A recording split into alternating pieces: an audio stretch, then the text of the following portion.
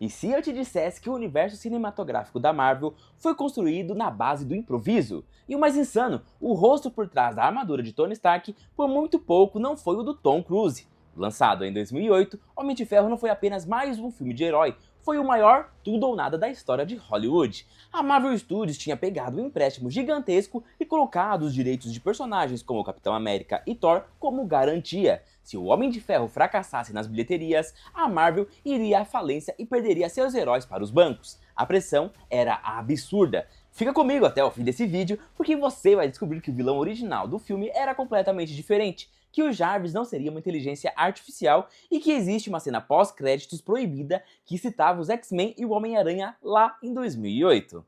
E se você curte o conteúdo do Nerdia e quer dar aquela força pro canal continuar crescendo, dá uma olhadinha nesses produtos que tá aparecendo aqui embaixo do vídeo. Tem camisetas e action figures que separamos para você. E se quiser apoiar ainda mais, entra pro Clube Nerdia. Por só R$ 3,99 mensais, você ganha destaque nos comentários, aparece aqui nos agradecimentos nos vídeos e ainda ajuda a gente a não ser demitido pelo Kevin Feige.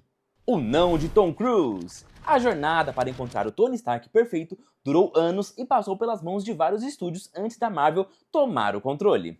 Nos anos 90, o nome mais forte para viver o bilionário era Tom Cruise. Ele chegou a se envolver na produção, mas acabou pulando fora. O motivo? O Tom exigia que o visor do capacete do Homem de Ferro fosse transparente para que o rosto dele ficasse visível o tempo todo durante as cenas de ação. Como a tecnologia da época não dava para fazer isso e o conceito fugia da armadura clássica dos quadrinhos, a ideia não foi para frente. Outro ator gigantesco que fez campanha pesada para o papel foi o Nicolas Cage, mas ele também foi ignorado. Quando o diretor Jon Favreau assumiu o projeto, ele bateu o pé. Ele queria o Robert Downey Jr. de qualquer jeito. A Marvel foi totalmente contra no início. Executivos disseram literalmente que o Robert Jr., abre aspas, sob nenhuma circunstância seria contratado, fecha aspas, porque o passado polêmico do ator com drogas e prisões o tornava um risco altíssimo. Favreau insistiu, argumentando que a jornada de redenção do ator na vida real era idêntica à do Tony Stark. Mas, caso a Marvel não cedesse de jeito nenhum, Favreau tinha um plano B engatilhado, o ator Sam Rockwell. A Marvel acabou aceitando Robert Downey Jr. e Favreau gostou tanto do Sam que o chamou 2 anos depois para ser o vilão Justin Hammer em Homem de Ferro 2. O filme sem roteiro. Você pode achar que o filme que deu o pontapé inicial na maior franquia do cinema tinha um planejamento milimétrico, mas a verdade é completamente diferente. Quando as filmagens do Homem de Ferro começaram, o roteiro não estava pronto. Na verdade, eles só tinham uma estrutura da história e arcos de ação definidos, mas quase nenhum diálogo estava escrito no papel. O ator Jeff Bridges, que interpretou o vilão Monge de Ferro, revelou anos depois que surtou de ansiedade nos primeiros dias de set. Ele descreveu a experiência como fazer um filme de estudante que custou 200 milhões de dólares. A dinâmica era complicada. Todos os dias, Jon Favreau e Robert Downey Jr. se trancavam no trailer de manhã, improvisavam os diálogos das cenas que iam gravar naquelas horas e depois entregavam para os outros atores se virarem. Foi exatamente essa loucura criativa e a mente rápida de Downey Jr. que deram ao Tony Stark aquele tom sarcástico, natural e inesquecível, transformando o que era para ser um desastre logístico na alma da Marvel Studios. O Mandarim descartado. Nos planos iniciais do Jon Favreau, o vilão principal de Homem de Ferro não seria o Obadiah Stane. O diretor queria começar com o pé no acelerador e colocar o Tony Stark para enfrentar o seu maior arqui-inimigo dos quadrinhos logo de cara. O roteiro original traria o Mandarim e seus anéis mágicos como a ameaça central, mas durante a pré-produção, o famoso roteirista de quadrinhos Mark Millar deu um conselho de ouro para a equipe. Ele disse que introduzir magia cósmica logo no primeiro filme ia destruir o tom realista e tecnológico que eles estavam tentando construir. Millar sugeriu que focassem em Obadiah Stane, criando uma trama corporativa de traição.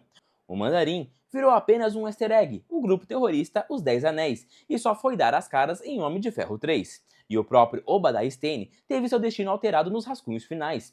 Originalmente, ele não morreria fritado no reator Ark das indústrias Stark. Os roteiros iniciais deixavam o vilão sobreviver, escapando na confusão para poder retornar em sequências futuras. Mas os produtores perceberam que, para a jornada do Tony Stark ter o impacto necessário e assim consolidar sua transição de fabricante de armas para herói, o seu passado precisava ser destruído definitivamente junto com o Monge de Ferro. A treta com o Batman. Para quem lê quadrinhos, o Jarvis sempre foi o mordomo humano de carne e osso mesmo do Tony Stark e posteriormente dos Vingadores. Mas a equipe de produção de 2008 tomou uma decisão drástica de transformar o Jarvis em uma inteligência artificial. O motivo? Eles estavam com medo das comparações. 3 anos antes, Batman Begins tinha explodido nos cinemas, e o diretor, Jon Favreau, não queria que o público achasse que o Homem de Ferro era apenas uma cópia do Bruce Wayne, com Tony tendo seu próprio Alfred servindo chá. A mudança para IA acabou sendo genial e abriu caminho para a criação do Visão anos depois. Mas o grande segredo escondido no cofre da Marvel envolve a clássica cena pós-créditos, quando Nick Fury aparece na sala do Tony Stark para falar ali sobre a iniciativa Vingadores. Ele diz que o Homem de Ferro não é o único herói do mundo. O que quase ninguém sabe é que o diretor gravou uma versão alternativa dessa cena. Anos depois, o próprio Kevin Feige revelou um trecho onde Samuel L. Jackson solta a seguinte frase, abre aspas, como se acidentes com raios gama, picadas de insetos radioativos e mutantes já não fossem problema o suficiente. Fecha aspas. Sim, o primeiro Homem de Ferro quase citou o Homem-Aranha e os X-Men. A cena foi descartada por motivos óbvios de direitos autorais, já que a Sony e a Fox eram donos desses personagens, mas prova que a Marvel sonhava com um universo 100% conectado desde o primeiro dia. A regra quebrada! Até o ano de 2008, existia uma regra de ouro sagrada e intocável em Hollywood. Super-heróis não revelam suas identidades. O Superman tinha o Clark Kent, o Homem-Aranha escondia o rosto, o Batman era um fantasma. A ideia de um herói público era considerada um tabu que acabaria com a tensão dramática de qualquer franquia. Nos rascunhos originais e até mesmo nas gravações do roteiro do Jon Favreau, o filme terminava com o Tony Stark seguindo ali os cartões da SHIELD, inventando uma desculpa esfarrapada de que o Homem de Ferro era um guarda-costas particular dele, exatamente como acontecia nas primeiras histórias dos quadrinhos. Ele ia ler o cartão na coletiva de imprensa, a tela ia escurecer e pronto. Mas o Robert Downey Jr. achou isso muito sem graça e fora do personagem egocêntrico que eles tinham construído. Durante as gravações daquela última cena, ele simplesmente olhou para a câmera, ignorou os cartões na mão e soltou do nada: "Eu sou o Homem de Ferro". O diretor Jon Favreau e o Kevin Feige estavam assistindo no monitor e ficaram de queixo caído. Em vez de cortar e refazer a cena do jeito certo, o Feige tomou a decisão mais arriscada da vida dele: aprovou a fala. Aquele único improviso rasgou o manual de como fazer filmes de herói e ditou o tom de todo o universo Marvel nas próximas décadas. A treta do Máquina de Combate. Todo mundo lembra da clássica cena em que o coronel James Rhodes olha para a armadura prateada do Máquina de Combate, balança a cabeça e diz, na próxima. O que o filme não te conta é que essa cena foi, na verdade, um remendo de última hora para encobrir um problema gigante. Originalmente, o Rude iria vestir a armadura Mark II no terceiro ato do filme e voar junto com Tony Stark para enfrentar o Monge de Ferro numa batalha épica em dupla. Mas o orçamento da Marvel estourou e eles não tinham dinheiro para fazer o CGI de duas armaduras voando pela cidade ao mesmo tempo. A solução foi deixar o Rude no chão e fazer aquela piadinha para o futuro. E quer saber a ironia máxima disso tudo? O Terrence Howard, o ator que fez o Rhodes no primeiro filme, foi o ator mais bem pago de todo o elenco. Ele ganhou muito mais que o próprio Robert Downey Jr., porque na época o Robert era visto como um risco para os estúdios, e o Howard tinha acabado de ser indicado ao Oscar. Quando o filme estourou e a Marvel foi planejar o Homem de Ferro 2, o estúdio quis cortar o salário do Terrence em mais de 80%, para aumentar o pagamento do Robert. O Terrence Howard ficou furioso, recusou a oferta e saiu do projeto criticando a Marvel publicamente. Foi aí que o Don Cheadle entrou de paraquedas e assumiu a armadura de vez. Efeitos práticos. Hoje em dia, a gente está acostumado a ver os atores usando pijamas de captura de movimentos e armaduras 100% feitas em computador, o famoso aí CGI.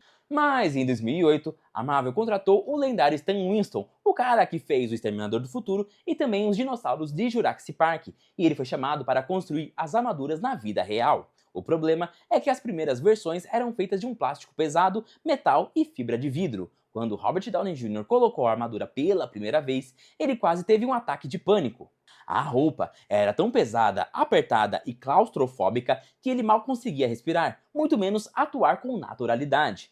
Aos poucos, a equipe foi cortando parte da armadura, deixando o ator só usar o peitoral, os braços e o capacete, completando o resto digitalmente. E no meio dessas gravações rústicas, uma das cenas de ação mais absurdas acabou ficando no chão da sala de edição.